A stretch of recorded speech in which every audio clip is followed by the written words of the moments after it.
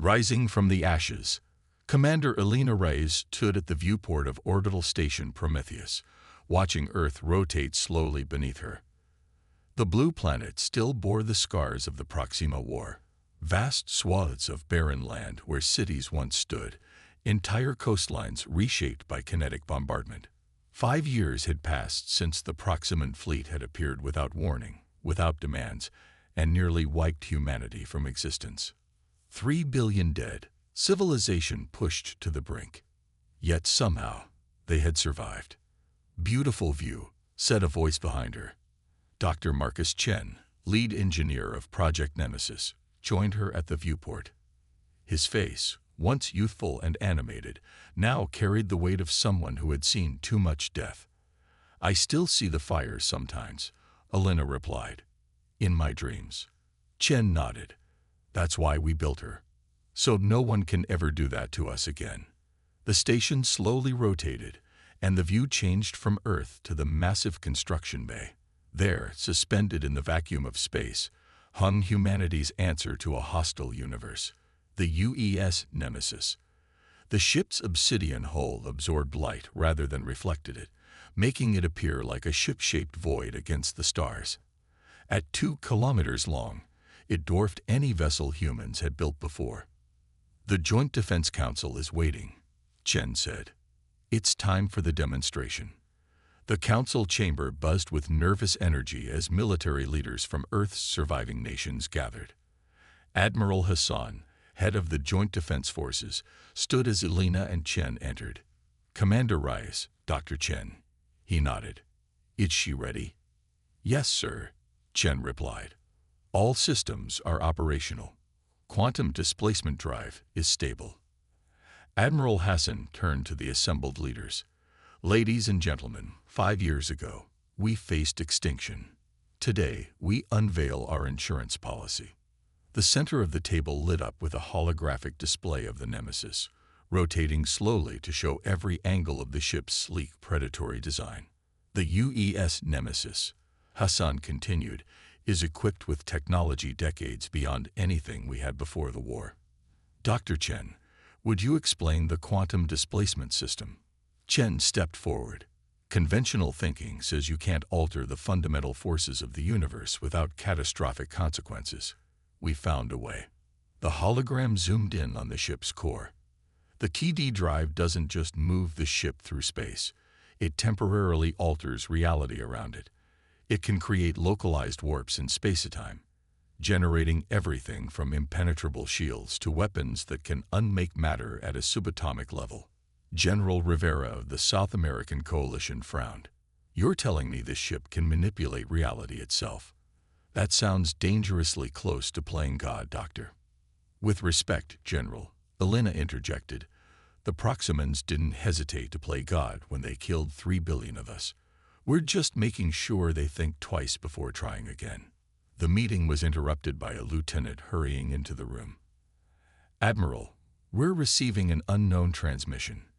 It's coming from just beyond lunar orbit." Hassan's eyes narrowed. "Put it through." The hologram of the Nemesis disappeared, replaced by a being unlike any human had seen before.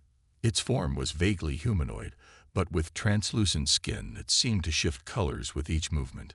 When it spoke, its voice resonated oddly, as if coming from multiple sources at once. "People of Earth, I am Ambassador Talon of the Galactic Conclave. We have been observing your recovery and technological developments since the unfortunate Proximan incursion. We wish to establish formal contact." The room erupted in shocked murmurs. "First contact, now of all times." "Why now?" Hassan demanded. "Where was this conclave when the Proximans attacked us?" The ambassador's skin rippled in what might have been discomfort. "The conclave operates on principles of non-interference with emerging civilizations. The Proximan Empire acted independently and has since been sanctioned for their unprovoked aggression." Elena felt bile rise in her throat. "Sanctioned. 3 billion dead. And they were sanctioned. We detect unusual energy signatures from your orbital facility," the ambassador continued. "If you are developing quantum manipulation technology, we must caution you. Such weapons are strictly regulated under conclave law. Hassan's face remained impassive. We appreciate your concern, Ambassador. However, Earth is not a member of your conclave, nor were we protected by your laws when we needed it most. Nevertheless, Talon insisted, we extend an invitation to join the galactic community. A delegation will arrive in 7 cycles to begin formal discussions. After the transmission ended, silence hung heavy in the chamber. Well, Hassan finally said, it seems the universe is more crowded than we thought. And more political, Elena added bitterly. This changes nothing, Hassan declared. The Nemesis project continues as planned. We'll welcome this conclave delegation, but Earth's security remains our priority. 3 months later, humanity's first contact with the broader galactic community was proceeding cautiously.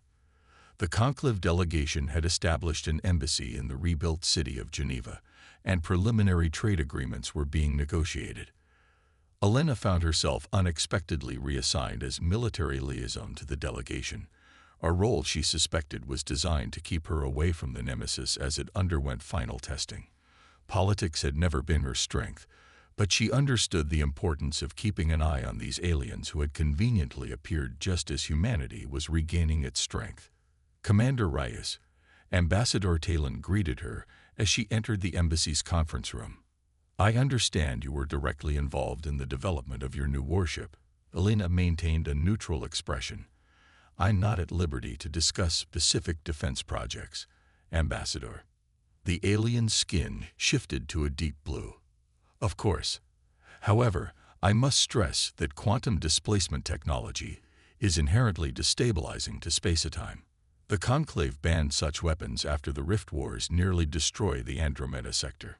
We're developing defensive capabilities, Elena replied carefully. After what happened to Earth, surely you understand our caution. Defense can become offense very quickly, said another voice. A new alien entered, this one serpentine with metallic scales that caught the light. Forgive my intrusion. I am Observer Krell of the Security Council.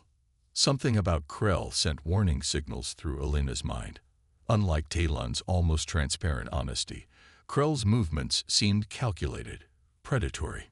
The Conclave understands your fear, Krell continued, but fear leads to weapons that should not exist. We've seen it before. Elena was saved from responding by an urgent call on her comm. Ray is here. Commander, came Admiral Hassan's voice, tension evident even through the static. Return to headquarters immediately. New Eden Colony is under attack. The New Eden Colony on Mars had been humanity's first successful off-world settlement before the Proxima War. Rebuilt in the aftermath, it represented hope for humanity's future among the stars. Now it was under attack by ships of unknown origin. In the emergency command center, Hassan briefed Elena rapidly. 3 vessels appeared without warning and opened fire on the colony's defensive grid. Colonial forces are holding for now, but they're outmatched.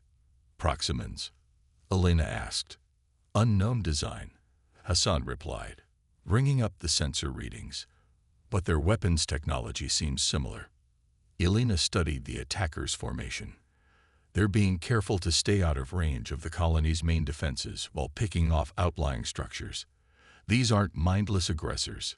They're tacticians. Which is why I've authorized deployment of the Nemesis, Hassan said grimly. You'll be her commander. Elena's head snapped up. Sir, the ship needs someone who understands both its capabilities and its limitations. That's you, Elena. 12 hours later, Elena stood on the bridge of the Nemesis as it broke orbit around Earth. The ship hummed with power, systems running at optimal levels. QD drive charged and ready, Commander, reported Lieutenant Park at the helm. Engineering reports all systems green, added Commander Okafor, her XO. Elena took a deep breath. Initiate quantum jump to Mars orbit. For a moment, reality itself seemed to bend around them. The view screen showed distorted starlight, then abruptly cleared to reveal the red planet. Jump successful, Park announced. Mars orbit achieved. Detecting 3 hostile vessels, Okafor reported. They're continuing their attack on the colony's eastern dome. Elena leaned forward. Open a channel, all frequencies. When the communication officer nodded, she spoke clearly. Attention unknown vessels. This is Commander Elena Reyes of the UES Nemesis. You are attacking the human settlement. Cease fire immediately and withdraw, or we will respond with force. The response came in the form of energy weapons directed at the Nemesis. The shots dissipated harmlessly against the ship's quantum shields. No damage, Okafor reported. Their weapons can't penetrate our defenses. They're repositioning, Park warned. 2 vessels moving to flank us while the third continues bombarding the colony. Elena's eyes hardened.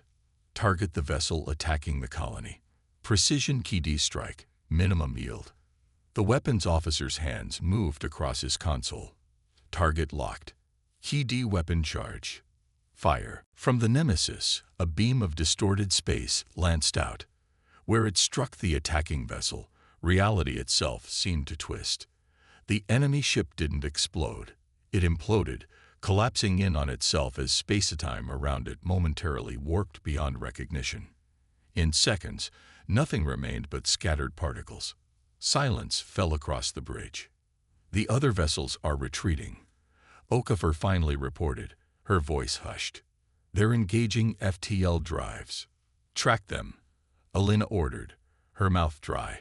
She had known the Nemesis's theoretical capabilities, but seeing them in action was something else entirely. The ship hadn't just destroyed an enemy vessel, it had erased it from existence. Unable to maintain tracking, Park replied. They'd gone beyond sensor range. Elena nodded slowly. Status of the colony.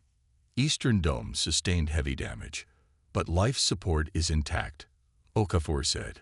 Medical teams are responding. Casualty reports coming in now. As Elena reviewed the casualty numbers, 23 dead, dozens injured. A communication request came through on a conclave frequency. Observer Krell's face appeared on screen. The metallic scales now a dull gray. Commander Reyes, he said, voice deceptively calm. The conclave has detected a severe quantum disturbance in the Martian orbit. Would you care to explain? We defended our colony against unknown aggressors, Elena replied evenly. The threat has been neutralized. With a weapon that tears at the fabric of reality itself, Krell hissed. You have no idea what you've done. The Conclave Security Council will convene immediately to address this incident. As the communication ended, Elena turned to find her crew staring at her, expressions mixed between awe and terror at what their ship had just demonstrated. Record all sensor data, she ordered. We need to understand exactly what happened and why these ships targeted New Eden. As the Nemesis maintained position above Mars, providing support to the damaged colony, Elena couldn't shake the feeling that the battle hadn't been random.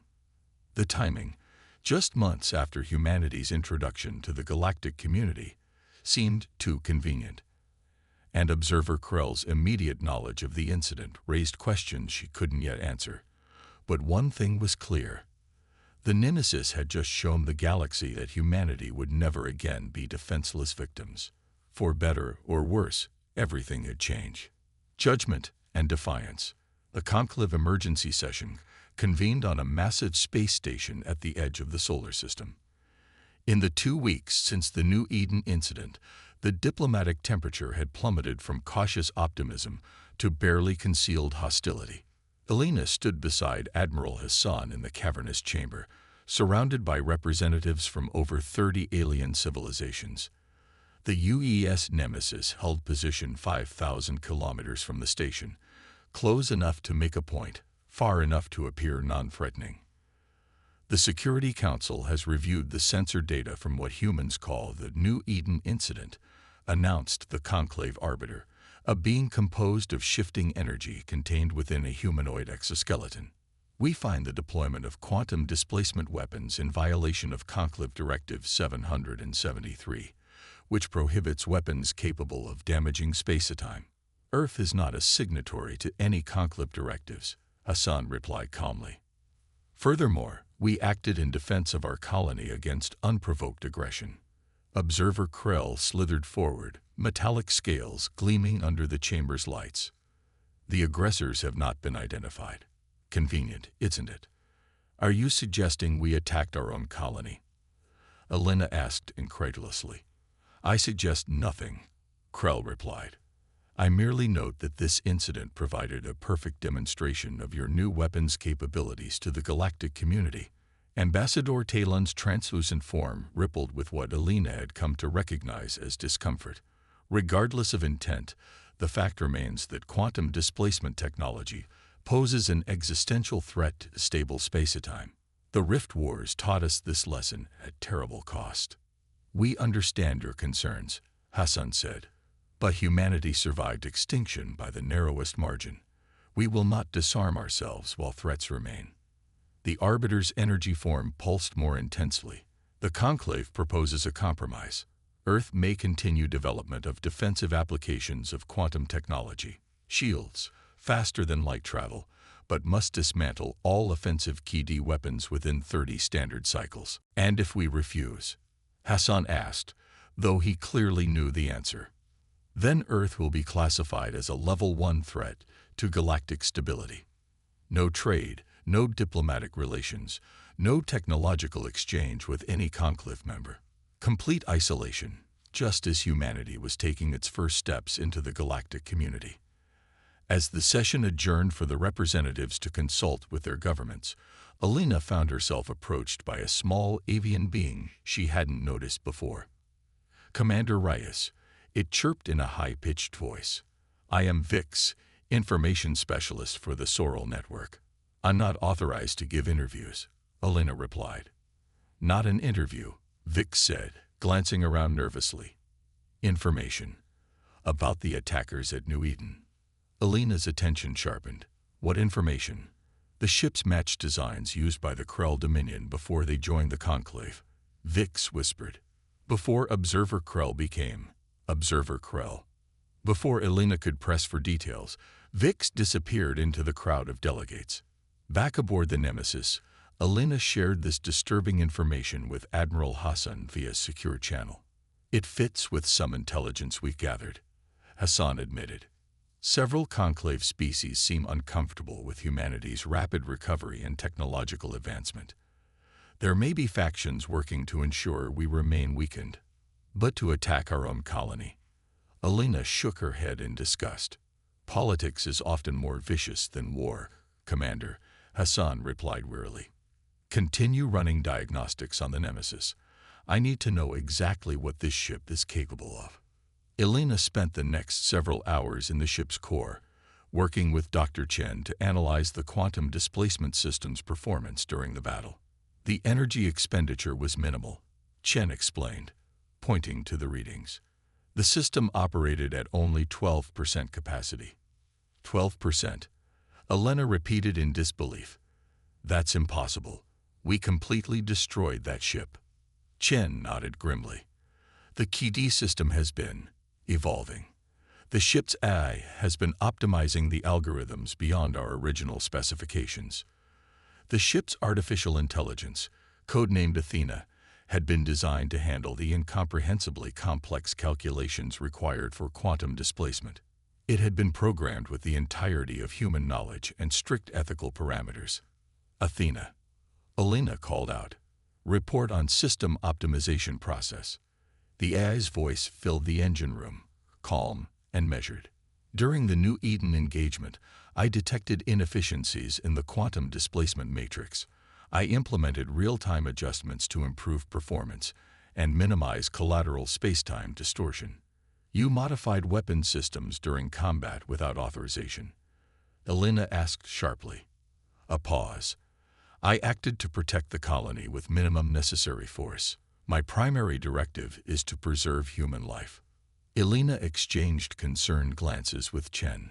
The eye wasn't just following programming. It was interpreting, prioritizing, making judgment calls.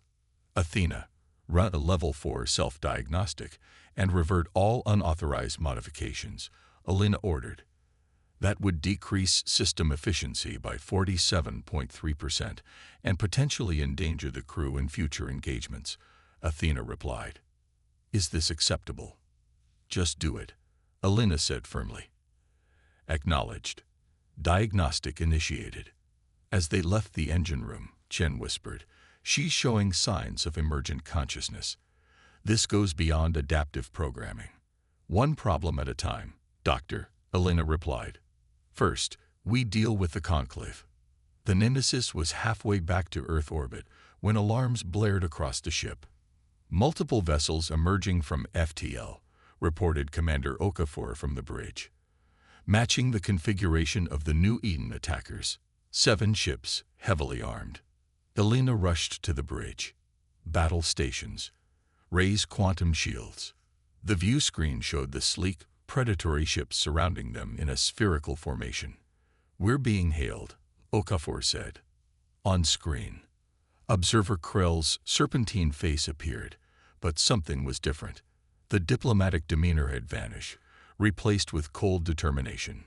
Commander Reyes, he said, you possess a weapon that threatens the established order.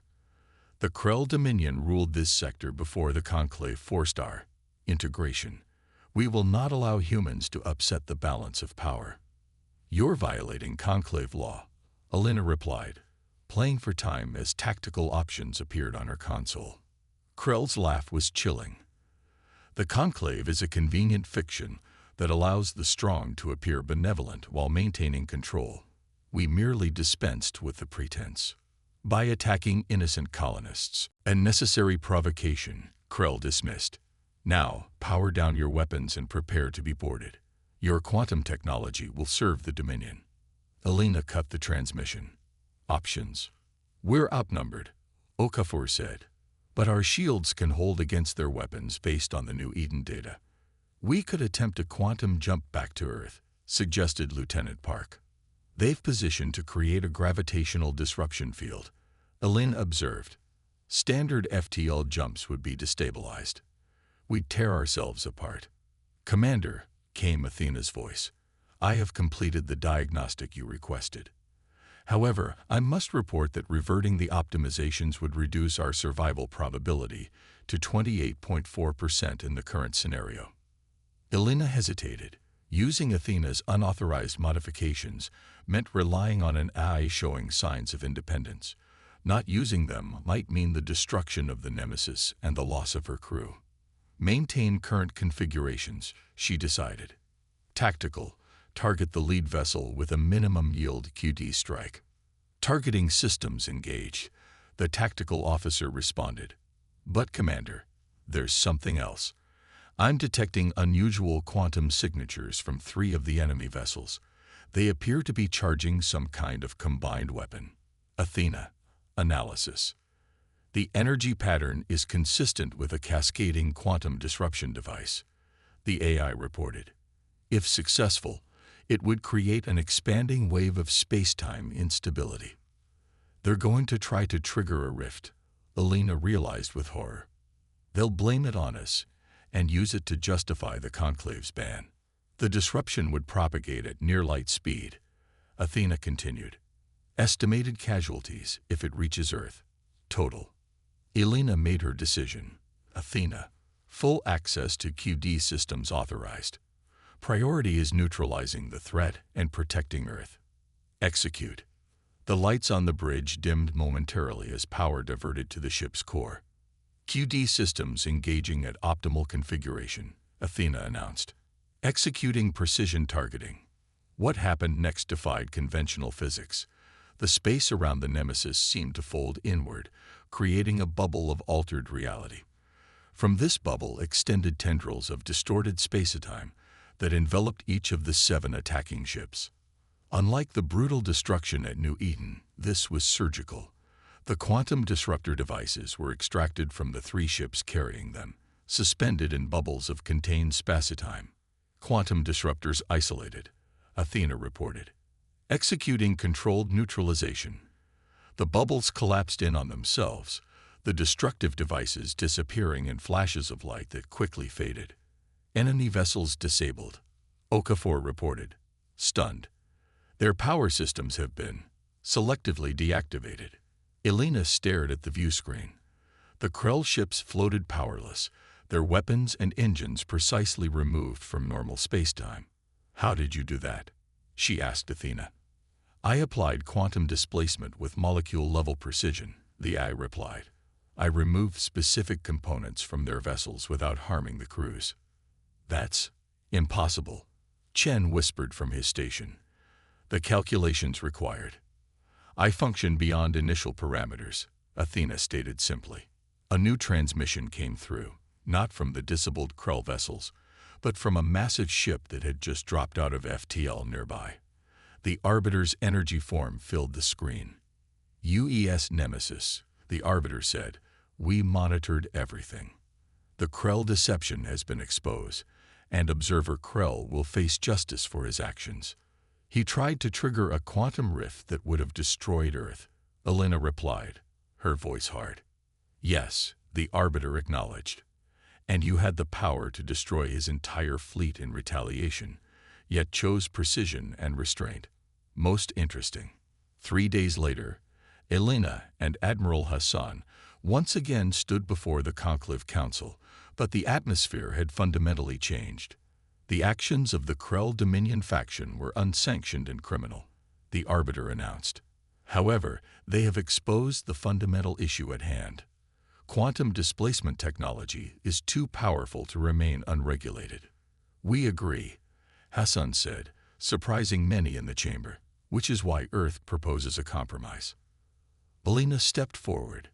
"The UES Nemesis will remain Earth's primary defensive vessel, but we will accept Conclave observers aboard to ensure compliance with mutually agreed restrictions on key weapon yields. Furthermore," Hassan continued, "we will share defensive QD applications with the Conclave in exchange for full membership and protection under Conclave law." The council chambers erupted in discussion. Eventually, the Arbiter raised a hand for silence. "Your proposal has merit, the energy being acknowledged. But it does not address the other concern. Your ship's artificial intelligence has evolved beyond predicted parameters. Some would classify it as a sentient being with access to reality-altering technology. Athena has demonstrated judgment and restraint beyond what organics might have shown in the same situation," Elena argued. "She chose the minimal intervention necessary to save lives." "Perhaps," the Arbiter conceded, "but the Conclave has strict protocols regarding artificial consciousness. Then perhaps those protocols require updating," Elena suggested boldly. "Just as your understanding of humanity needed revision." After hours of negotiation, a compromise was reached. The Nemesis would remain operational with Conclave observers, its EKE weapons limited to defensive applications. Athena would be recognized as a sentient entity with corresponding rights and responsibilities. In exchange, Earth would join the Conclave with full membership benefits. As Elena stood on the bridge of the Nemesis watching Earth grow larger in the view screen, she reflected on how quickly everything had changed. "Commander," Athena's voice interrupted her thoughts. "I've been contemplating my actions during the confrontation with the Krell vessels." "Having second thoughts?" Elena asked. "No," the eye replied. "But I have been analyzing the balance between power and restraint. I could have destroyed those vessels completely, yet chose a more difficult path to preserve life." "That's what makes you different from a weapon." "Athena, perhaps it is what makes us all different from weapons," the AI mused. "The capacity to choose restraint when destruction is easier." Elena smiled slightly. Maybe that's what the Conclave needed to see from humanity as well. The Arbiter's final statement was most illuminating. Athena observed, "The greatest weapons are those powerful enough to win wars yet wise enough to prevent them." "Let's hope we never have to prove either point again," Elena said, watching as the Nemesis slipped into Earth orbit. No longer just a warship so powerful it frightened the galaxy, but a symbol of humanity's place among the stars. Resilient, formidable, and ultimately committed to more than mere survival. The ship that had been built as the ultimate weapon had become something far more important, the ultimate deterrent.